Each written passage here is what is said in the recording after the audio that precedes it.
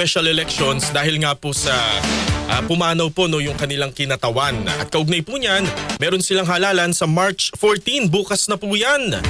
Alamin po natin kung all set na ba at meron bang naging mga problema sa pamamagitan po ng chairman mismo ng Commission on Elections, si Chairman George Erwin Garcia. Good morning po sir, si Xander po ito. Magandang umaga po Sir Sanders, sa mga kababayan natin, magandang umaga po sa inyong lahat. Opo, kayo po ba ay may sapat na pong tulog, sir? Okay naman po at alam niyo po, all systems go na tayo para bukas, Sir Sander. At Opo. wala naman tayo na-encounter nitong mga nakaraang araw na major issues o malaking problema o kung anuman para po mahadlangan yung pagsasagawa natin ng halalan dyan sa ikalawang distrito ng Antipolo. Ayun, opo. It's good to hear naman po.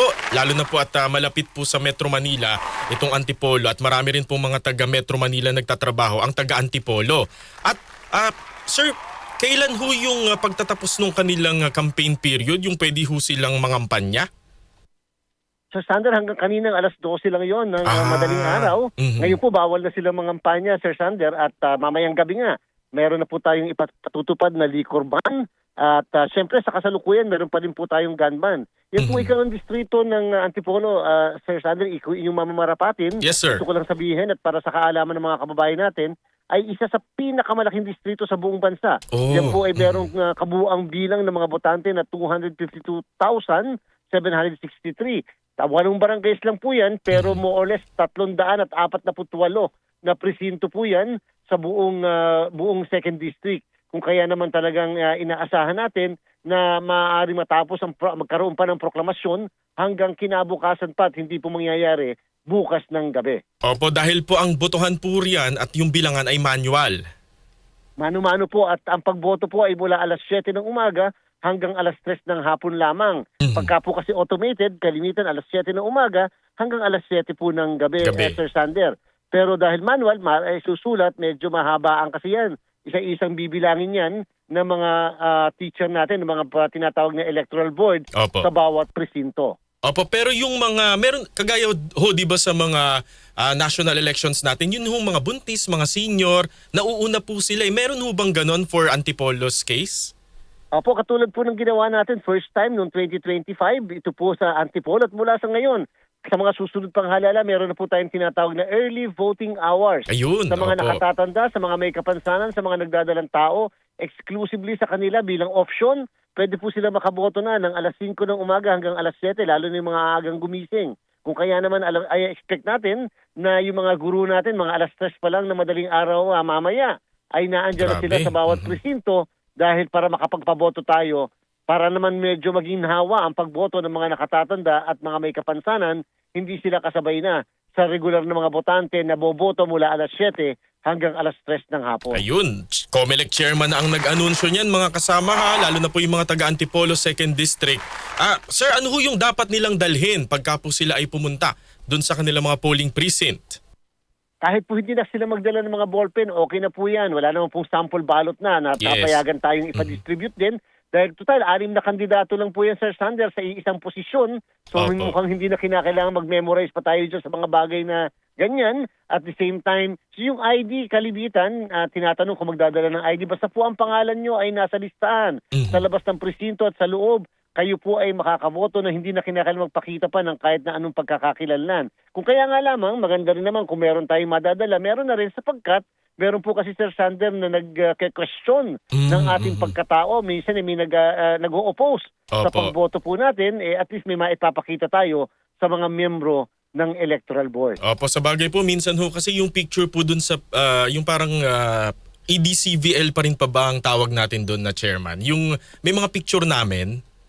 Yes po Sir Sander, at simula rin nung nakarang eleksyon, kung natatandaan natin, hindi lamang sa loob ng presinto meron tayong pictures. Kahit sa labas, para mas madali ang paghahanap, ay atin na rin pong nilagay. At dito po sa halalan, sa ikalawang distrito ng Antipolo, meron na rin po na mga pictures, yung mga pangalan sa labas ng presinto. Ayun, opo. At ito hong mula po sa Antipolo, magtungo ho tayo sa BARM. Talaga ho bang hindi na po tuloy itong BARM elections natin this year, sir? Hindi po, Sir Sander, maaaring ito po'y matuloy. Naghihintay na lang po tayo na yung panukalang batas na naipasa na ng mababang kapulungan at saka ng Senado sa third and final reading ay maging ganap na batas at ito po kung sakasakali ay mangyayari ng September 14.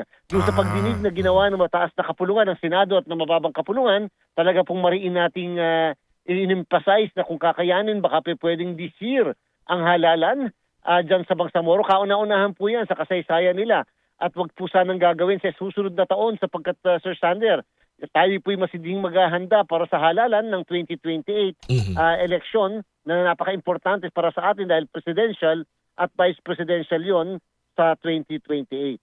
Opo. Yung barangay and SK elections ho. Tuloy na tuloy po yan. Pagkatapos po halimbawa matuloy ang Bangsamoro ng September 14, ay meron naman po tayong eleksyon November 2 ng barangay at SK. Taon din po na ito at yan po sa akin palagay hindi na marireset o mapopostpone. Pero ang COMELEC po, kamusta po ang inyong, kumbaga po yung mga tao po natin, mataas pa rin ba ang moral, yun po mga kagamitan, kayang-kaya naman po? So far, so good po tayo, Sir Sander. Alam niyo naman ng COMELEC dahil sa ating pong karanasan, basta may resources tayo, kahit na konting panahon lang ang mabigay sa atin, Correct. kakayanin namin po yan. Kami po humihingi ng paumanhin sa ating mga kababayan, hindi po kami makakapag 4-day work week. Talagang Opo. 5 araw po ang pasok muna namin dahil nga po sa medyo napakadami namin paghahandaan ng mga halalan sa taong ito. Pero kami po ay may mga pinatupad ng mga energy conservation protocol na kung saan susundin talaga ng mga tauhan namin upang kahit paano ay makatulong tayo sa ating bansa, maibsan man lang yung ating pong pangailangan sa enerhiya. Kasi yun nga ho yung itatanong ko rin po sana, kung ang COMELEC ho ba merong ganong setup na yung iba work from home, etc. Mukhang hindi po kakayanin sa inyo pong ahensya. Sa work for yun po, yung mga 4-day work week, hindi po namin kakayanin. Pero may mga pinag-utos na po tayo. Halimbawa, yung aircon, 2 oras bago matapos ang opisina, kinakailangan na turn off na yan. Yung mga opisina o mga CR, na yung mga ilaw dyan na hindi naman po ginagamit, dapat nakapatay yan. Yung carpooling namin dito ay aming ipapatupad. Yung mga paggamit ng mga government vehicles, hanggat maaari hindi na namin muna papayagan. At the same time, kung may mga meeting naman, na a-attendan halimbawa yung mga aming mga tauhan at kakayanin namang Zoom na lang, mag-zoom na lang kaysa po yung lalabas pa gagamit ng gasolina. Ay maliit na aming contribution sa ating bansa para na po dito sa pagtitipid, lalo na sa enerhiya at kuryente. Opo, na-catch lang po yung aking attention dun sa binanggit po ninyo na sana po ipamarisan din po ng ilang ahensya ng pamahalaan. May mga alam ho kasi akong agency sir na halimbawa po regional yung meeting. Ang layo, 5 oras yung biyahe. So gagastos po yung mga agency nila dun sa provincial, tapos po babiyahe po yung kanilang mga kawani, gagastos po ng gasolina. Bakit nga ho hindi na lang gayahin po yung sa inyo na Zoom meeting na lang kung kaya naman pong Zoom meeting? Tapos Sir Sander, kapag ikaw ay magbabiyahe, ilang beses ka mag-stop over, Correct. kakain din, and therefore magastos. Pagdating mo doon sa mismong venue, kakain na naman. So, hindi po ba? Hindi lamang kuryente kung hindi yung mga paggastos na yan. Kaya po yan more or less ang amin pong iniiwasan muna ngayon dahil po talagang tayo po nag-iigpit ng sinturon dahil nga sa problema ang ating nararanasan. Opo. Panghuli na lamang po, Chairman, yun hong reklamo tungkol po dun sa Statement of Contributions ni Senador Rodante Marcoleta. Meron na ho bang resulta yung ginagawa po ninyong investigasyon? Nag-submit na po yung aming Political Finance and Affairs Department ang kanila pong rekomendasyon. Ayaw ko po munang pangunahan yon. Sige Pero sir. alam niyo po, medyo nakomplikado lang kasi Sir Sander sapagkat nung isang linggo lamang, meron po kasi nag-file sa Office of the Ombudsman ng isang kaso laban po sa personalidad na inyong nabanggit patungkol sa SALE na may kasamang SOSE. Tapos ang Office of the Ombudsman po ay nag-refer sa amin nung mismong issue and therefore napunta po sa isang departamento. Ang naging issue po namin noong isang araw ay paano ba namin iti-treat yung 2 kaso na yan, isang motu proprio at isang final na complaint mismo na kriminal. And therefore, pagsasamahin ba namin o i-separate? Kasi pagka naman po separate, baka po magkahiwalay. Ang maging decision magkaiba, ma-violate yung due process right na tinatawag. So yan po ang nire-resolve namin sa kasalukuyan. Okay, so parang internally, inyo po munang re-resolbahin kung pag-iisahin ba o 2 departments po yung didinig dun sa 2 magkaibang reklamo? Yes po Sir Sander, mabilis lang po kasi yung bagong file lamang, kakailanganin din po namin muli mag-require na sumagot kasi maaaring may ibang issue doon, may dagdag na issue, may dagdag na dokumento. Baka po kasi akalain ng mga kababayan natin masyado yun naman dinidelay. So yun po yung aming problem. Baka po kasi makomplicate dahil lang dyan sa sitwasyon na nangyari ngayon. Opo. Yung mabalik ko tayo dun sa Antipolo, mga ilang percent po ang inyong inaasahan na makikipagkaisa sa halalan po sa Antipolo 2nd District? Mga 65 to 68% lagi po sa ating special election o kaya po plebisito, hindi ganun kataas. Pero bukas po ay declared na non-working holiday sa buong ikalawang distrito ng Antipolo. Opo, bakit po kaya pagka special elections, ganun lang sir, parang kumbaga hindi man lang nakaka 80 o 90%?